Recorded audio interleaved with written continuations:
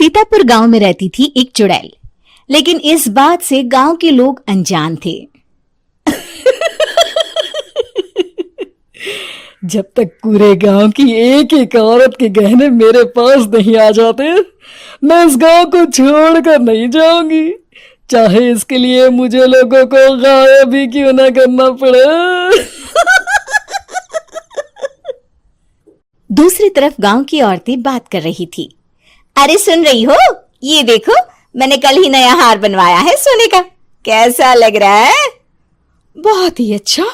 अच्छा है ना, पहले तुम पहनो, फिर शादी में अपनी होने वाली बहू को दे देना।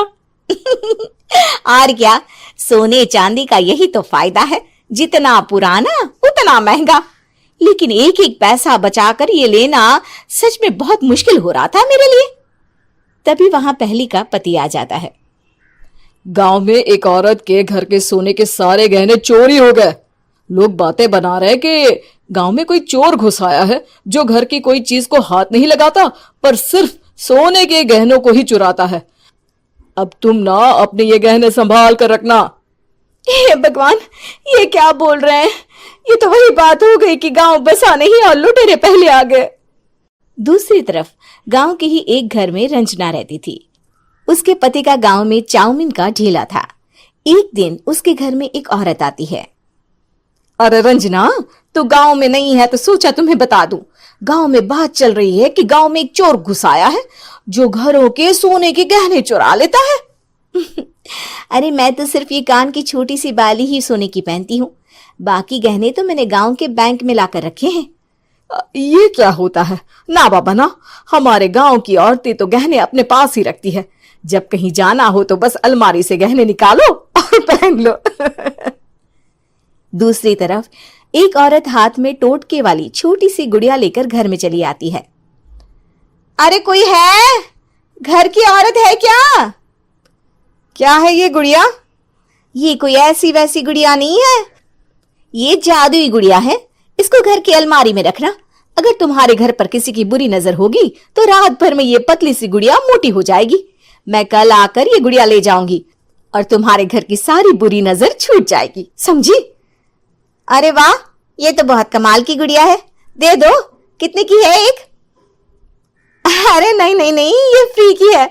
मेरा काम इस पूरे गांव को बुरी नजर से दूर रखने का है। हाँ। भली औरत उसके हाथ से वो गुड़िया लेकर अलमारी में रख देती है। लेकिन अगली सुबह जब वो उस गुड़िया को देखती है तो पतली सी गुड़िया मोटी हो चुकी होती है। हे भगवान, ये क्या? किसने मेरे घर को बुरी नजर से बांध रखा था? तभी वो गुड़िया वाली भी आ जाती है। मैंने कहा था ना, घर पर बहुत ज्यादा बुरी नजर है। लाओ, ये गुड़िया मुझे दे दो। औरत वो गुड़िया उठाकर उसे दे देती है। गुड़िया हाथ में आते ही वो औरत उसे लेकर सीधे गांव के बाहर की खाली हवेली में चली जाती है और साधारण औरत से चुड़ैल बन जाती है। अरे पगली, गांव वाली इस गुड़िया के पेट में तेरे घर के सारे गहने हैं। इतना बोलकर वो गुड़िया को फाड़ देती है और सारे गहने निकाल लेती है। वहीं दूसरी तरफ, हे भगवान, मेरे घर के सारे गहने चोरी हो गए। उस औरत के घर के आसपास लोगों का जमावड़ा हो जाता है और लोग बातें करने लगते हैं। लो जी, ये भी घर गया। पता नहीं कौन चोर है जो इतनी होशियारी से गहने चुरा लेता है। कुछ समझ में नहीं आ रहा कि कौन है। लोग तो घर से कहीं जाते भी नहीं है, न ताला लगे न घर खाली हो, फिर भी रातों रात गहने चोरी हो जाते हैं। अरे हम तो कहते हैं लोगों को बारी बारी चौकीदारी करनी चाहिए, चोर को तो पूरे गांव वाले मिलकर पकड़ ही लेंगे। लोग बारी बारी घरों की चौकीदारी भी करते हैं, लेकिन चोरी होने का सिलसिला रुकता ही नहीं। फिर एक दिन रंजना के पड़ोस से भी रोने की आवाज आती है। अरे आज ही घर की बुरी नजर उतरी और आज ही सारे गहने भी चोरी हो गए। कैसी बुरी नजर? क्या हुआ था? तभी वहां उस औरत का पति भी आ जाता है जिसके घर में गहनों की चोरी हुई थी। हाँ, मेरी बीवी ने भी किसी गुड़िया को घर में बुरी नजर उतारने के लिए रखा था, लेकिन अगले दिन गहने चोरी हो गए। अब रंजना को कुछ कुछ बात समझ में आ जाती है। वो गांव वालों से कहती है, देखिए अब आप लोग चिंता ना करें, जल्द ही चोर पकड़ा जाएगा। उस नजर उतारने वाली गुड़िया को आज मेरे घर कोई भेज देना। फिर क्या था, चुड़ैल को लोग रंजना के घर भेजते हैं। पहली बार देखा है कोई खुद लुटने को तैयार बैठा है। तो तू है जिसे घर की बुरी नजर उतारनी है? ये ले गुड़िया, ये सुबह तक मोटी हो गई तो समझो तुमको और तुम्हारे घर वालों को नजर लगी है। हाँ हाँ, मैंने काफी सुना है। तुम ये गुड़िया मेरे घर छोड़ देना। अरे क्यों नहीं, कल सुबह आऊंगी जब गुड़िया तुम्हारे घर की सारी बुरी नजर लेकर मोटी हो जाएगी, ठीक है? अब क्या था, रात को रंजना ने पूरी नजर गुड़िया पर रखी।